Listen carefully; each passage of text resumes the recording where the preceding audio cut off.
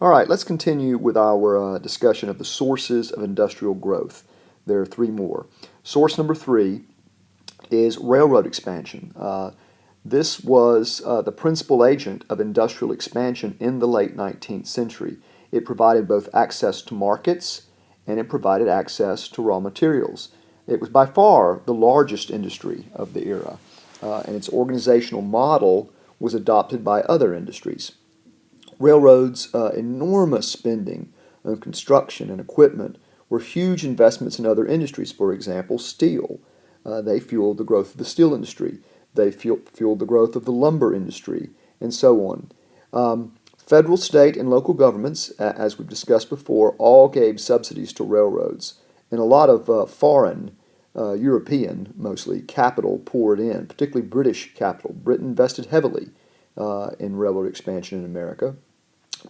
This was necessary because private entrepreneurs could never have raised the vast amounts of capital needed for such huge projects. Now, combinations of railroads put a very few men in charge.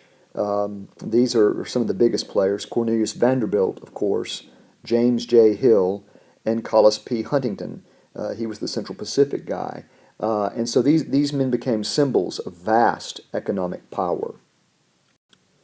Source number four is the corporation itself.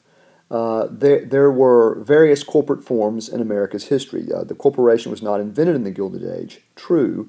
For example, the first permanent settlement in North America, Jamestown, was founded by the Virginia Company of London.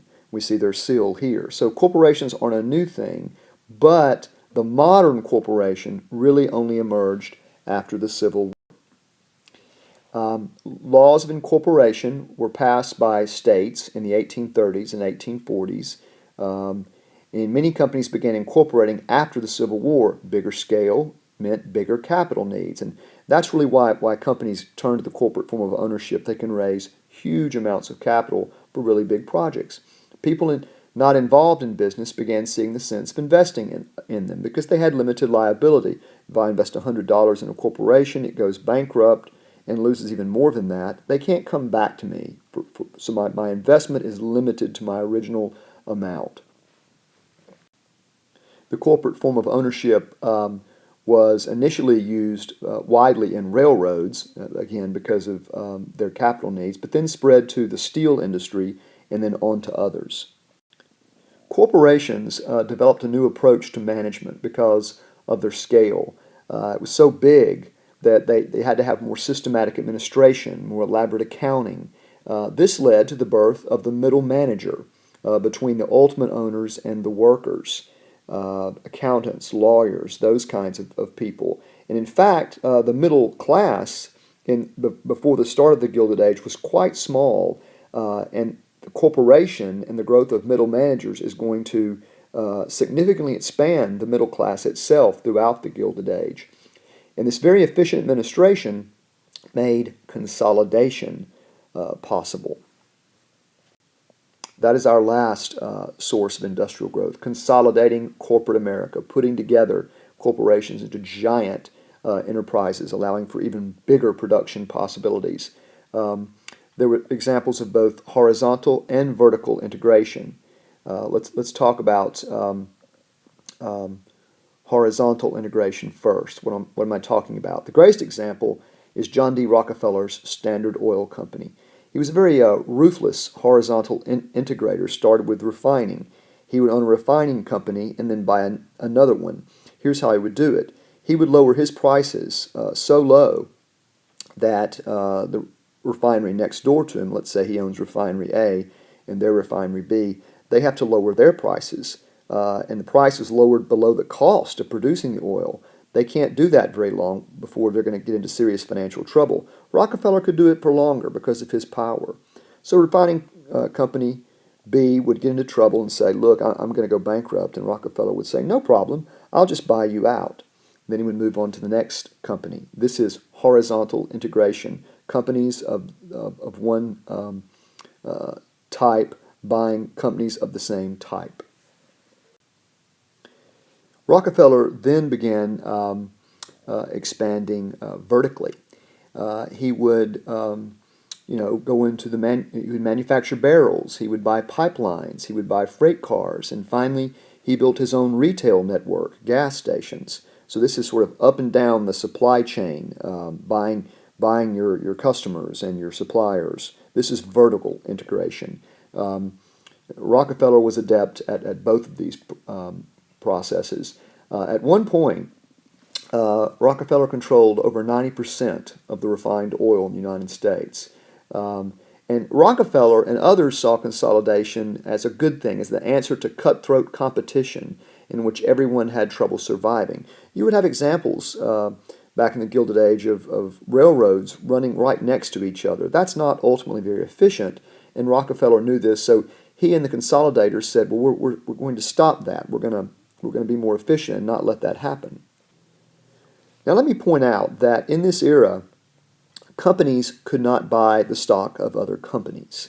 So how did they achieve these consolidations? And that was a legal roadblock.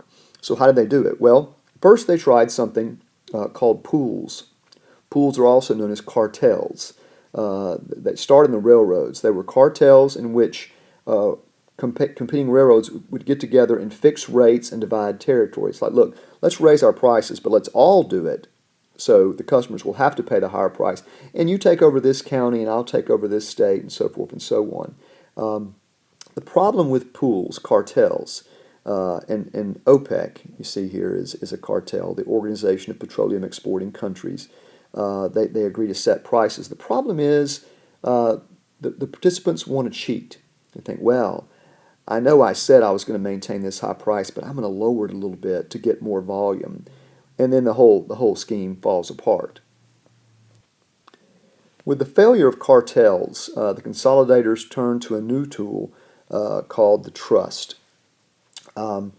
Basically, and John D. Rockefeller actually pioneered this with Standard Oil, and it was perfected by his buddy, the financier, John Pierpont Morgan, J.P. Morgan. And so trust became a term, and we still use it, even though this trust form of ownership doesn't really work anymore in the corporate world. We still use the term trust to mean any great economic combination. The way it worked is a trust would be created, and the members, member companies, they would transfer their stock to the trust, giving the trust control of the companies. It would tell them what to do. Why would Company A, for example, give its stock to the trust? Well, because it received a pro rata share of ownership in the trust certificates, so it no longer controlled its own business, but the overall combination would raise profits, and it would get its pro rata share. So people would join up. Now, in 1889, the state of New Jersey changed its laws of incorporation to permit a corporation to buy another corporation, to buy their stock. This made trust unnecessary. John Rockefeller then transferred Standard Oil to New Jersey and set up the nation's first holding company, a company that just buys stock of other companies. By 1900, 1% of the corporations in America controlled about 33% of the total manufacturing output. Men like Morgan and Rockefeller had enormous power. By the way, Rockefeller owned his own bank. Part of his vertical integration was buying his own bank. You may have heard of it. It's called Chase Manhattan. And these men had enormous power. I start to say possibly, almost certainly more than the government itself. By the way, in today's dollars, John D. Rockefeller would be worth about 4 Bill Gates and is therefore the richest American who's ever lived.